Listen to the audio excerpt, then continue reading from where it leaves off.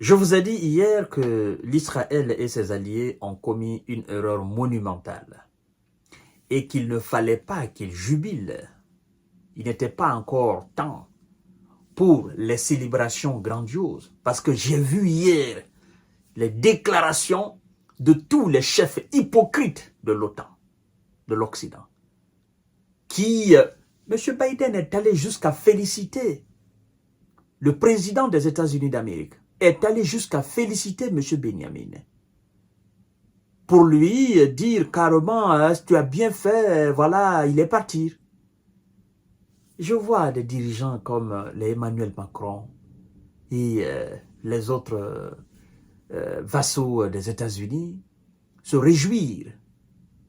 Et ils sont allés jusqu'à dire, ouais, ça sera la fin du Hamas. Et voilà, nous pourrons maintenant négocier pour la libération des otages. Ça m'a fait énormément rire. C'était sans compter sur la déclaration de la mission iranienne auprès des Nations Unies à New York. La mission est venue refroidir carrément, de façon glaciale, les espoirs de tous ceux qui pensaient que c'était fini. L'Israël ne comprend pas que plus il continue son opération d'agression, plus les alliés l'encouragent à continuer, plus il crée des conditions d'instabilité permanente, d'instabilité éternelle. M. Benjamin ne comprend pas. L'Iran dit ceci. La disparition de Yahya est un élément d'ailleurs déclencheur du renforcement de l'esprit de combativité, l'esprit de continuité, de résistance, l'esprit de la libération de la Palestine, l'esprit de victoire. Et que ceux qui se réjouissent et qu'ils ne se réjouissent pas. Vous savez que l'Iran, s'il y a un soutien inébranlable, s'il y a un soutien indéfectible, s'il y a un soutien inconditionnel du Hamas et du Hezbollah dans le monde, c'est bien vrai l'Iran. Et d'ailleurs, vous devez savoir que le remplaçant de Yahya, il était déjà avant que Yahya ne parte. Yahya est venu à la place de quelqu'un d'autre. Donc son remplaçant a été choisi avant même que lui ne parte. Son remplaçant, c'est-à-dire il avait son remplaçant à son vivant. Et je vous ai dit, dans ce mouvement, il n'y a pas de chef fort. C'est l'esprit du mouvement qui est fort. C'est l'idéologie qui règne là qui est fort. C'est le dogme même qui est fort. La pensée. La seule, c'est-à-dire, en fait, le simple fait de penser que je me bats pour la libération de la terre de mes ancêtres. Cet esprit est plus que tout. Et on ne peut pas envoyer cet esprit au repos éternel. Parce que ça se transmet de génération en génération. En fait, c'est ça. Et c'est ce que les Américains et les Européens et l'Israël oublient. Il n'y a pas une paix qui sera fondée sur la guerre. La paix, c'est le contraire de la guerre. La guerre, c'est le contraire de la paix. Et on ne peut pas décimer tout un peuple. C'est impossible. Oh, que l'histoire est bête et que les hommes ont les mémoires très courtes. Incroyable. Incroyable. Les mêmes qui sont en train de commettre aujourd'hui l'inhumanité, ces mêmes par le passé ont connu les mêmes réalités. Et en ce moment, le monde a condamné celui-là même qui les faisait subir les mêmes pratiques qu'ils sont en train de faire aujourd'hui. Oh, que la chair est faible, que l'esprit de l'être humain est tordu. Et le même ne se pose pas la question de savoir, de la même manière que nous, on nous a aidés, un jour viendra, quelqu'un sera plus puissant que nos alliés. Et ce dernier va aider aussi ceux que nous sommes en train d'opprimer là. En fait, c'est ça la réalité. Et ce côté-là, je ne crois pas que M. Benyamin et ses alliés voient cela. Ça va prendre le temps que ça va prendre. Mais les choses vont changer. Et quand les choses vont changer, certes, ça ne sera pas devant nous. Ça ne sera pas à notre époque là.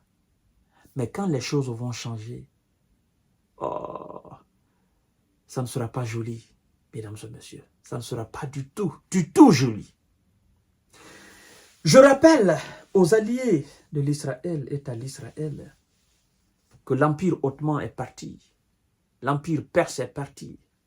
L'Empire romain est parti. L'Égypte antique est partie.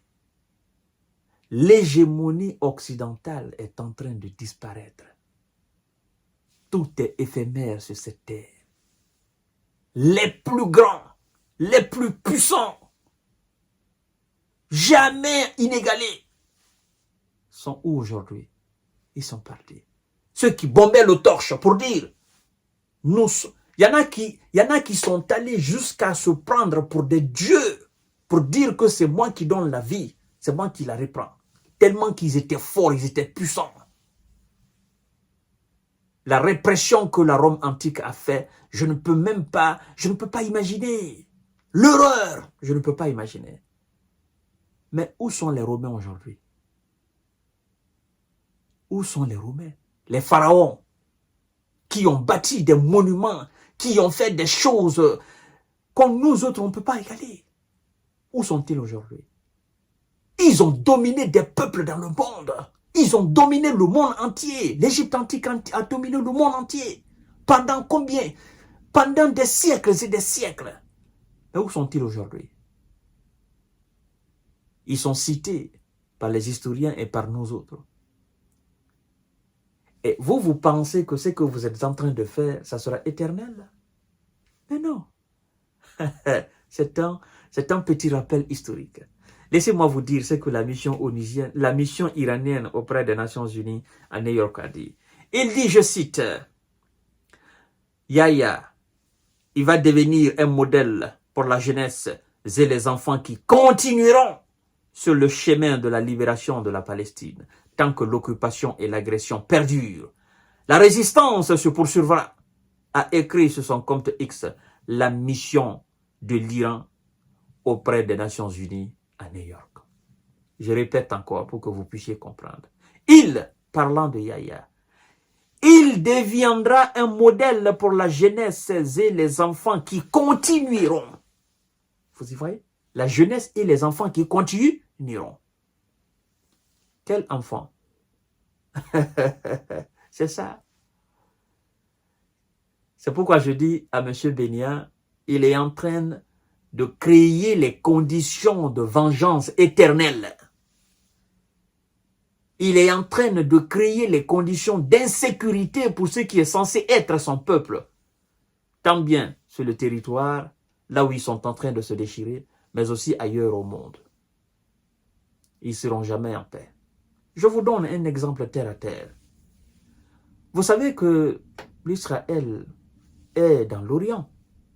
Dans les conditions normales, ils sont censés jouer la coupe asiatique avec les pays comme l'Irak, l'Iran, la Chine, le Japon, la Corée du Nord, la Corée du Sud, Yémen. Ils sont dans cette contrée. Mais pourquoi eux, ils jouent l'héros? Le football, ils jouent l'héros, ils jouent les qualifications. C'est héros, ils jouent. C'est pas là-bas. Pourtant, c'est là-bas qu'ils doivent jouer. Parce qu'ils sont dans ce continent-là. Pourquoi cela? En fait, ils ont créé les conditions d'insécurité dans tous les domaines pour leur peuple. Qui a fait cela? C'est les Britanniques et les Américains. C'est ça. Parce qu'ils savent que ces gens-là, ils ne peuvent pas jouer dans les autres pays. Ils ne peuvent pas aller jouer les qualifications. Donc, ils sont obligés de les amener en Europe, afin qu'ils jouent dans les pays, qu'ils jouent comme contre les France, l'Allemagne, machin. Pourtant, ils sont là-bas. Tout ça, c'est pour montrer encore une fois qu'il y a une politique qui n'est pas correcte. Il y a quelque chose qui n'est pas naturel. Vous savez, la nature n'aime pas le contraire. C'est comme quelqu'un qui va repousser la mer pour construire. Quel que soit le temps que ça va mettre, l'eau viendra et l'eau renversera l'immeuble que vous avez construit. La nature n'aime pas le contraire. Donc, il y a quelque chose qui n'est pas naturel dans tout ça. Donc, on sent que c'est de l'artificiel. Et ce qui est artificiel, ça ne peut pas durer. C'est ça, au fait. Donc, il va devenir un modèle pour la jeunesse. Et les enfants qui continueront sur le chemin de la libération de la Palestine. Tant que l'occupation et l'agression perdurent, la résistance se poursuivra.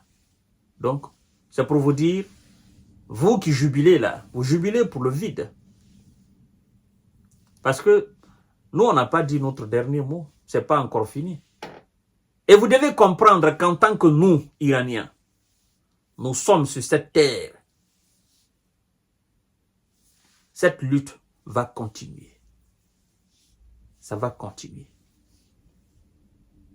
Oui, en tant que vous n'acceptez pas ce qui est naturel, la lutte va continuer. Nous ne baisserons jamais les bras. Et, en fait, ce qui est en train de se passer, les Européens et les Américains doivent le comprendre. Plus le temps passe, plus on est en train d'assister à l'éclosion d'une puissance qu'on appelle l'Iran. L'Iran. Dans 10 ans, dans 20 ans, dans 30 ans, les États-Unis n'oseront plus dire quoi que ce soit aux Iraniens. Ça a même commencé. L'Iran va carrément mettre devant le monde entier ses armes nucléaires. Et elle sera une puissance. Et ça va faire très très mal. Écrivez ça et gardez-le. Donc, M. Bennia et ses alliés, l'Iran vous dit, ne vous réjouissez pas parce que ça ne change absolument rien dans la donne. Je vous donne rendez-vous tout à l'heure, mesdames et messieurs.